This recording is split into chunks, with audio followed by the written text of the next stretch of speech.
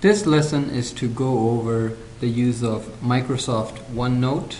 This is a program that we use quite extensively in the office. That's what the icon looks like, and here is OneNote loaded up. On the left of OneNote are your notebooks. The whole concept of OneNote is to be a virtual file folder, and these could be your file folder drawers. So the two key ones are the personal one, which stays on your laptop, and then the office one, which is a shared one synced between the office.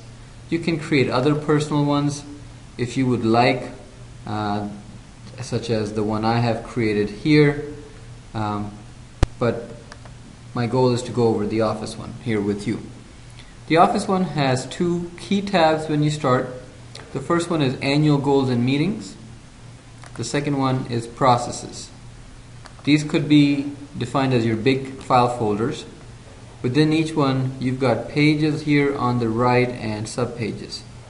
The first page that you will find is what we call the one-page plan. Best viewed at a higher magnification. You can adjust your magnification right here. And goes over the year's plan for the company, and especially what we're doing this quarter.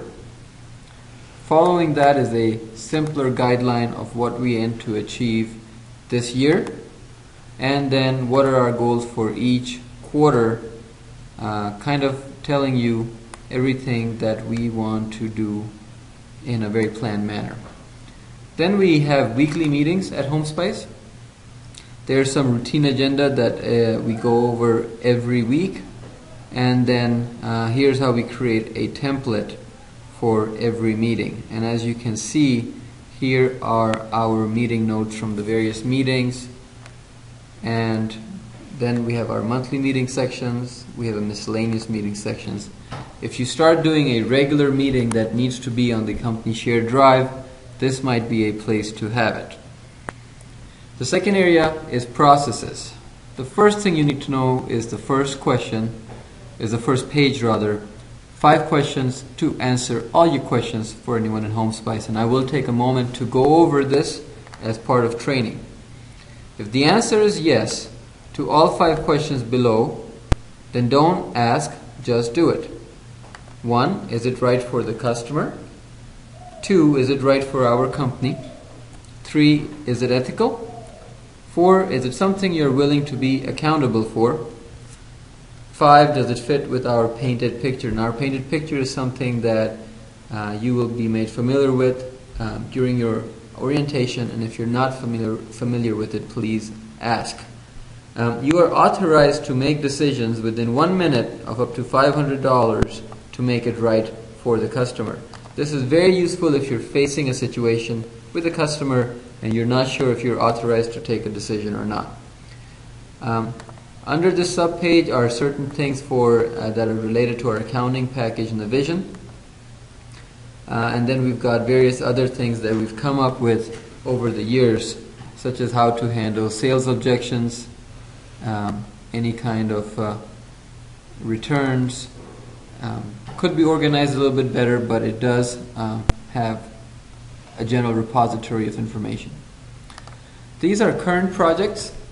So if there is anything that is an ongoing project that involves other people at Homespice, remember, this is a shared folder or a shared notebook as it's called, and you can pretty much do whatever you want here, and other people can see this. So these are our projects that are ongoing. And then we've got ideas section, which is not used extensively, but it's there in case you want it. You would create your own named folder.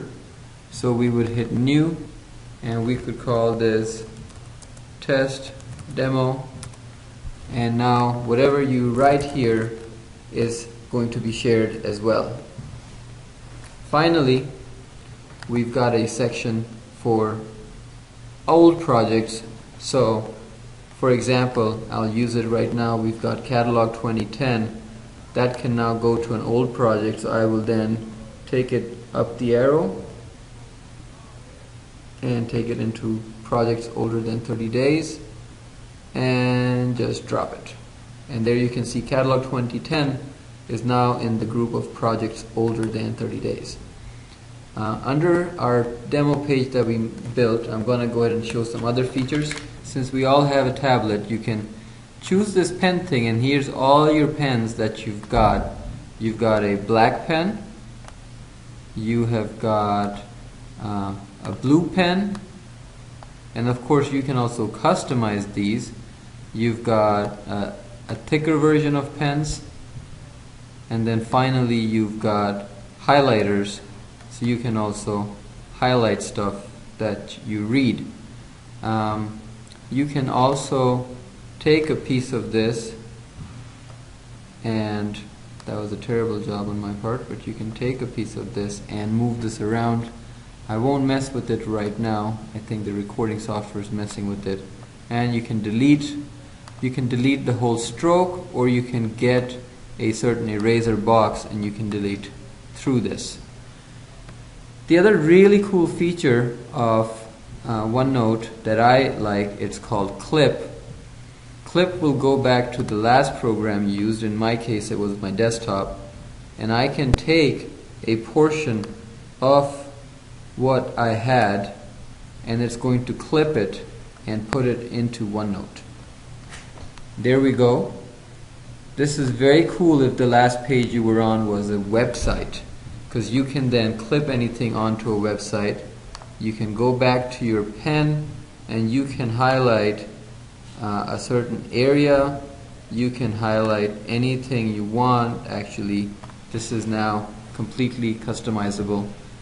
It's not an image any longer, however. It's just pasted into the document. You can insert tags, so that's a tag, and later on if you want to check mark it, that was your to-do that you check mark off. There's other kind of tags. There's an important tag, so I can write test new demo, and that's something important, so I can tag that. You can also insert these into your calendar. You can also insert contacts. I suggest you play around with it to really know what are your other things, but you can also merge this with Outlook. Now we use Gmail, so I suggest you might find a way to either sync Outlook with Gmail or manually enter this into Gmail. You can also, as you can see, there's test new demo. If I want to create a table, I hit my tab button, and now I can start messing around, and I've got a table going on for different things. And there you go. Now it becomes multiple columns. It's very easy to create tables in OneNote. The final piece, and I know I'm pushing the limits of my laptop to record and do all this, is you can also record audio right into OneNote, and you can record video. It does drain resources, but it's a pretty cool resource to have. Also, you can go into any program such as Microsoft Word or even Explorer. I've got Excel, I've got Word, even Adobe, and instead of printing to your printer, you can print something to OneNote by choosing that as the printer when you print. Thank you for watching this demonstration, and I hope you find OneNote really useful to your life.